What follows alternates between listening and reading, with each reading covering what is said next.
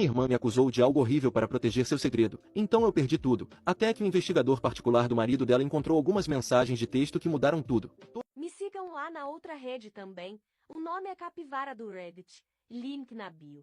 Meu relacionamento com minha família, especificamente meus pais e minha irmã, Jenna, não é próximo. Não nos comunicamos com frequência e por muito tempo, aceitei isso como o estado padrão das coisas. Existem razões para essa distância, que estão enraizadas em eventos que aconteceram muitos anos atrás. Por mais de uma década, não fui convidado ou compareci a nenhuma reunião familiar, incluindo feriados, casamentos ou outros eventos significativos. Este tem sido um arranjo mútuo, não dito, mas claro. Recentemente, algo mudou. Minha irmã Jenna e seu marido, Mark, tiveram um filho no ano passado e algumas semanas atrás, recebi um convite formal pelo correio. Era para a festa de primeiro aniversário do meu sobrinho. O convite veio diretamente de Mark. Eu conheço a caligrafia dele de um cartão de agradecimento que ele enviou uma vez por um presente de casamento que eu havia enviado anos antes. Receber o convite foi inesperado. Li várias vezes para ter certeza de que não estava enganado e estava endereçado a mim e era para um evento familiar. Depois de considerar por alguns dias, decidi que iria comparecer. Pensei que talvez tempo suficiente tivesse passado. Não esperava uma recepção calorosa ou uma mudança repentina em nossa dinâmica familiar, mas achei que aparecer era a coisa certa a fazer. Mark havia feito um gesto ao enviar o convite, e senti que deveria responder de forma positiva. Entrei na internet e encomendei um presente para meu sobrinho,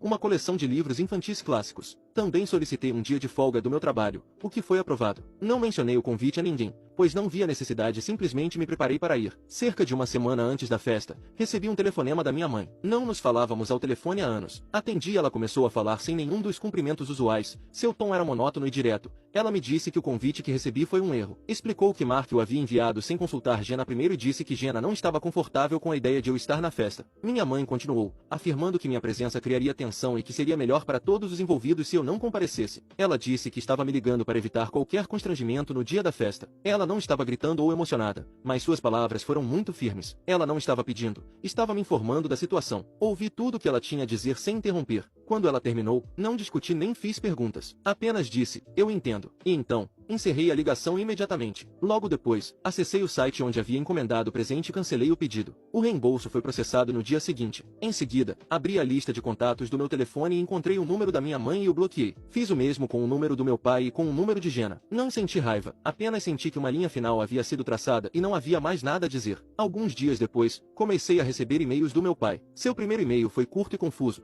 perguntando por que suas ligações não estavam completando. Quando não respondi, ele enviou outro. Escreveu que minha mãe lhe dissera que eu agora estava me recusando a atender suas ligações. Disse que eu estava me comportando como uma criança e sendo desnecessariamente cruel com minha mãe. Afirmou que ela estava apenas tentando agir como pacificadora e evitar uma situação difícil. Escreveu que minha decisão de bloqueá-los foi uma reação exagerada e que meu comportamento era a razão pela qual nossa família era tão fragmentada. Ele encerrou o e-mail exigindo que eu desbloqueasse seus números imediatamente e ligasse para minha mãe para me desculpar por minhas ações hostis. Não respondi a nenhum dos e-mails dele e não pretendo responder. Movi-os para uma pasta separada na minha caixa de entrada. Na minha opinião, a situação é simples. Eles deixaram claro que não sou bem-vindo. Aceitei a posição deles e ao bloquear seus números, estou simplesmente tornando a separação existente uma separação clara. Não vejo sentido em manter uma linha de comunicação com pessoas que me excluem ativamente da família. Eles parecem acreditar que eu deveria estar disponível para eles sempre que decidirem, mas que eu deveria permanecer invisível quando não me querem por perto. Eu não concordo com esses termos. Então, fui babaca cortar relações com meus pais e tornar nosso arranjo de longa data oficial e permanente. Quero agradecer às pessoas que comentaram e ofereceram seus julgamentos. O consenso parece ser que não fui babaca, mas muitos apontaram que claramente há uma história maior aqui. Eles estão corretos. Não incluí a história completa na minha postagem original porque queria um julgamento sobre minhas ações recentes, não sobre o passado. No entanto, entendo por que as pessoas precisam de mais informações para entender a situação. Fornecerei esse contexto agora. Não estou procurando por compaixão, apenas quero expor os fatos como ocorreram. Isso remonta a 15 anos, ao ano em que completei 18 anos. Minha irmã Jenna tinha 16 na época e ela começou a se tornar muito reservada. Saía até tarde e estava sempre enviando mensagens em seu telefone. Não pensei muito sobre isso no início, mas acabei descobrindo que ela estava em um relacionamento com um homem muito mais velho que ela. Ele tinha cerca de 21 ou 22 anos. Nossos pais eram muito rígidos e eu sabia que eles não aprovariam esse relacionamento de forma alguma. Meu papel nisso foi mínimo. Eu não era o pai da minha irmã e estava ocupado com minha própria vida, trabalhando em um emprego de meio período para economizar dinheiro e me preparando para começar a faculdade no outono. Conversei com ela sobre isso uma vez e disse a ela que estava correndo um grande risco e que deveria ter cuidado. Não ameacei contar aos nossos pais porque senti que era a vida dela e sua decisão. No entanto, minha posição mudou uma noite quando voltei do trabalho. Passava da meia-noite e a encontrei justamente quando ela tentava entrar furtivamente em casa por uma janela. Eu a confrontei, mas não fui barulhento ou agressivo. Disse a ela que seu comportamento estava se tornando perigoso e que ela não poderia continuar mentindo para nossos pais nessa escala. Disse a ela que precisava contar a eles sobre o namorado dela, ou eu teria que fazer isso. Estava preocupado com a segurança dela e dei a ela um ultimato. Disse que ela tinha até o final do fim de semana para ter uma conversa com eles. Se não o fizesse, eu contaria o que sabia no domingo à noite. Achei que estava fazendo a coisa responsável como irmão mais velho. O fim de semana chegou e passou e ela não falou com eles. No domingo à tarde, meus pais me pediram para sentar com eles na sala de estar. Ambos pareciam muito sérios e pálidos. Jenna estava sentada no sofá ao lado deles e ela estava chorando. Meu pai me disse que Jenna havia contado a eles algo muito sério. Minha mãe então disse que Jenna havia feito uma acusação terrível contra mim. Minha irmã, olhando para o chão, disse a eles que eu sendo inapropriado com ela há vários anos. Fiquei em choque e neguei tudo imediatamente. Tentei explicar a situação para eles e contei a eles sobre o namorado secreto dela e sobre o ultimato que eu havia dado a ela. Disse que ela estava fazendo isso para distraí-los de seus próprios segredos e para me desacreditar, para que não acreditassem em nada que eu dissesse. Eles se recusaram a ouvir e minhas palavras pareciam não ter efeito. Minha mãe começou a chorar e meu pai me disse que eu estava doente. Eles não acreditaram em mim. Acreditaram nela completamente. Disseram-me para ir ao meu quarto, fazer uma mala com meus pertences essenciais e sair da casa deles. Depois que fiz isso, eles me informaram que já haviam chamado a polícia. O que se seguiu foi a completa destruição da minha vida. Eu era um estudante do ensino médio de 18 anos um dia e um acusado de crime no dia seguinte. Fui preso naquela noite e como eu era legalmente um adulto e ela era menor de idade, o sistema não estava do meu lado. Minha família não forneceu nenhum apoio. Tive que contar com um defensor público e o caso se tornou uma questão da palavra dela contra a minha. Não havia evidência física para apoiar sua alegação, mas também não havia evidência para refutá-la. O caso inteiro foi construído sobre o testemunho dela. No tribunal, ela foi uma testemunha muito convincente. Ela chorou e forneceu uma narrativa detalhada e fabricada de tudo o que supostamente aconteceu. Quando meu advogado tentou trazer à tona seu relacionamento com um homem mais velho como um possível motivo para a mentira, a promotoria o enquadrou como um ataque ao caráter dela, um exemplo clássico de culpabilização da vítima. Isso me fez parecer ainda mais culpado. Meus próprios pais testemunharam contra mim e falaram sobre como minha personalidade havia mudado, como eu havia me tornado taciturno e retraído nos meses que antecederam a acusação. Eles interpretaram meu comportamento normal de adolescente como um sinal de culpa. Eles venderam a história dela porque era a que eles queriam acreditar. No final, não fui condenado pela acusação mais grave, mas fui considerado culpado de um crime de menor gravidade. O juiz me sentenciou a vários anos de liberdade condicional e, o mais significativo, fui obrigado a me registrar como agressor. Essa exigência de registro me seguiu por toda a parte. Meus planos para a faculdade se foram, pois não consegui empréstimos estudantis. Encontrar um emprego tornou-se incrivelmente difícil. A maioria das candidaturas perguntava se eu tinha uma condenação por crime, e dizer a verdade geralmente encerrava a conversa. Encontrar um lugar para morar era igualmente difícil, com restrições sobre o quão perto eu poderia morar de escolas, parques ou playgrounds. Por 5 anos, tive que me apresentar regularmente à delegacia de polícia local. Tive que informá-los sobre meu endereço, meu local de trabalho, meu veículo, quaisquer contas online que eu usasse. Minha vida era um livro aberto para as autoridades policiais. Após o julgamento, toda a minha família cortou contato comigo. Tias, tios, primos, avós. Era como se eu tivesse deixado de existir. Cumpri meu tempo em liberdade condicional e completei os 5 anos no registro. Aprendi a viver uma vida muito quieta e isolada. Encontrei trabalho em um armazém onde a verificação de antecedentes era menos rigorosa. Encontrei um apartamento em uma área permitida e construí uma vida para mim, pequena e autocontida. Nunca mais tentei contatar minha família. Esta é a história que levou à situação atual. É por isso que receber um convite para a festa de aniversário de uma criança foi tão chocante. É também por isso que ser desconvidado não foi uma surpresa e é por isso que não sinto culpa por bloquear seus números. Da minha perspectiva, não há relacionamento a ser salvo. Não há muito. Atualização 2. Algo aconteceu que eu jamais poderia ter previsto. Poucos dias depois de postar minha última atualização, recebi um telefonema de um número que não reconheci. Meu primeiro instinto foi ignorar, como costumo fazer com números desconhecidos, mas por algum motivo atendi. O homem do outro lado da linha tinha uma voz profissional. Ele se apresentou como investigador particular. Minha mente imediatamente foi para um lugar negativo e assumi que meus pais o haviam contratado, talvez para encontrar uma nova maneira de me assediar ou para coletar informações para usar contra mim de alguma forma. Eu estava pronto para desligar o telefone e disse a ele que não estava interessado em falar com ele. Ele rapidamente disse: "Por favor, me dê apenas 1 minuto. Não estou trabalhando para seus pais. Fui contratado por Mark,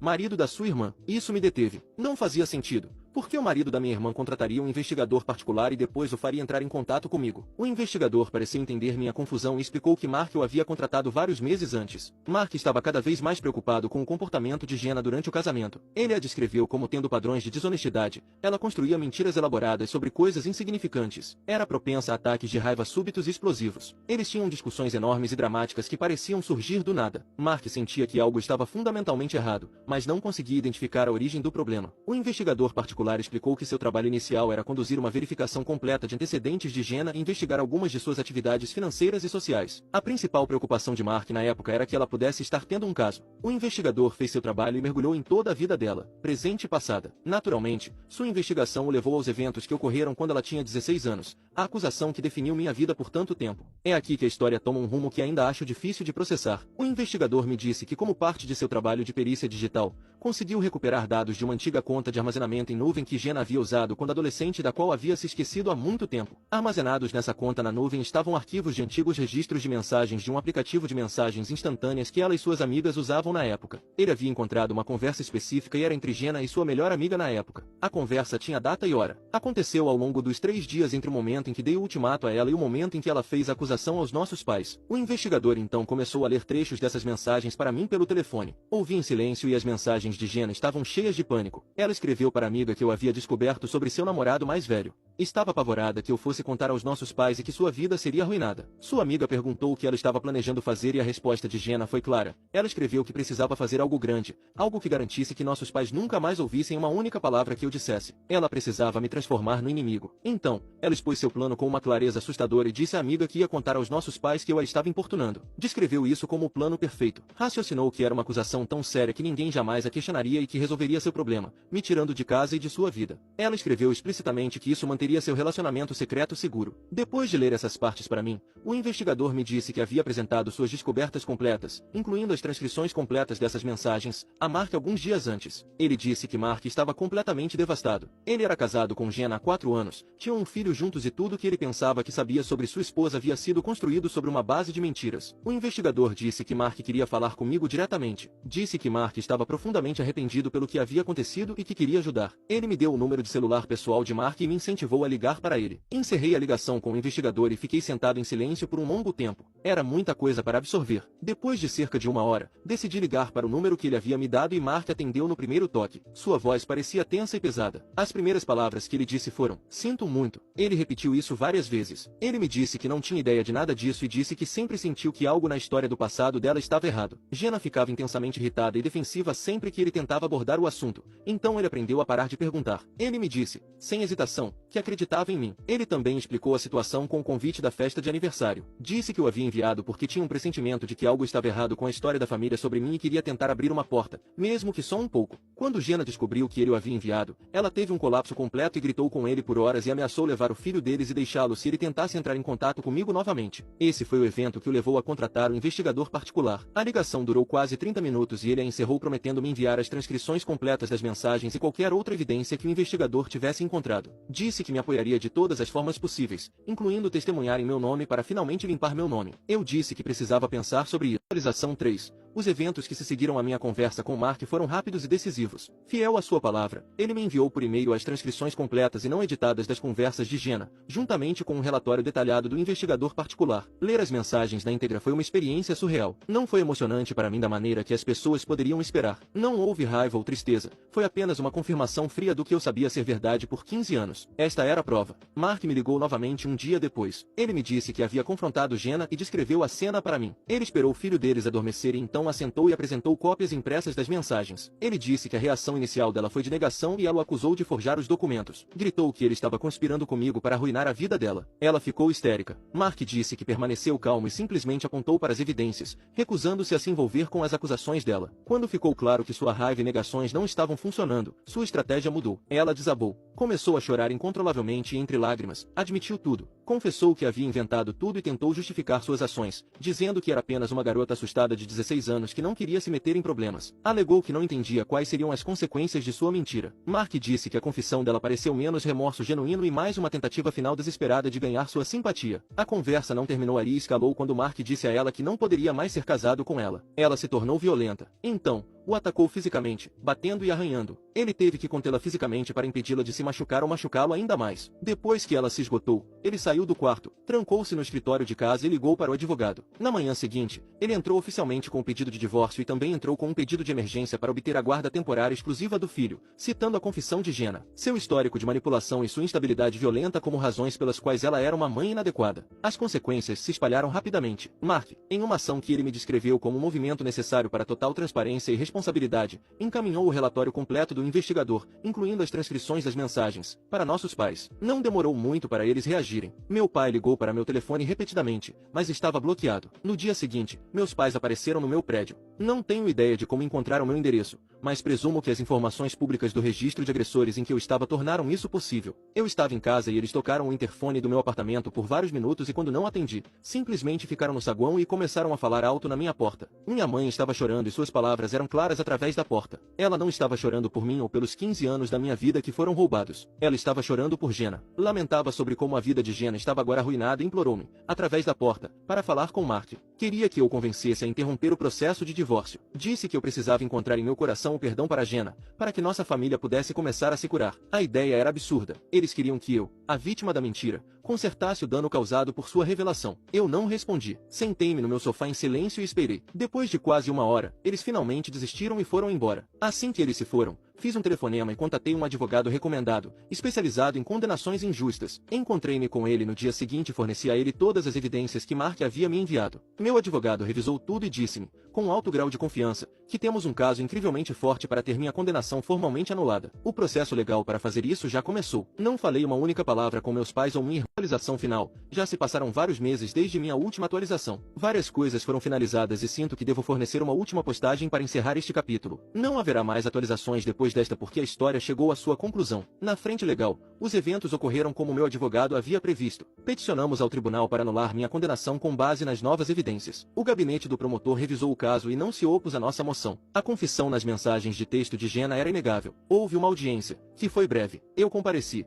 mas não fui obrigado a falar. O juiz anulou formalmente a condenação e desfez o julgamento contra mim. Meu nome foi removido do registro de agressores. Legalmente, o crime pelo qual fui condenado não existe mais no meu registro. É como se nunca tivesse acontecido. A vida de Jenna mudou completamente. Seu divórcio de Mark é final e como parte do acordo e devido às evidências de seu comportamento, Mark obteve a guarda física e legal primária de seu filho. Jenna tem direitos de visitação limitados e supervisionados. Mark me mantém informado à distância, pois sente que me deve isso. Ele me diz que Jenna está em alguma forma de terapia intensiva, mas continua a transferir a culpa por sua situação para todos, menos para si mesma. A situação com meus pais também foi concluída. Pelo que Mark me disse, eles estão totalmente focados em apoiar Jenna. Gastaram uma quantia significativa de suas economias nas batalhas legais dela e em suas despesas de vida atuais. Quanto a mim, minha vida continua e estou legalmente livre da condenação que me assombrou por 15 anos, mas não houve nenhum momento de catarse. Não houve sentimento bom quando o martelo do juiz caiu. Não senti uma onda repentina de alívio. O passado não é apagado. Os anos que passei em liberdade condicional e no registro aconteceram de qualquer maneira. Não há mais atualizações para dar. Obrigado a todos que dedicaram seu tempo para ler isto.